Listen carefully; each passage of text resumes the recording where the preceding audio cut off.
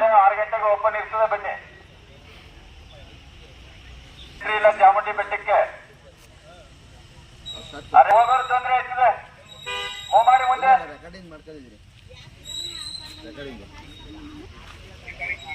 ಮಾಡ್ಕೊಂಡಿದ್ದೀನಿ, ಪ್ಲೇ ಮಾಡ್ತೀನಿ ರೀ ಒಂದು ನಿಮಿಷ.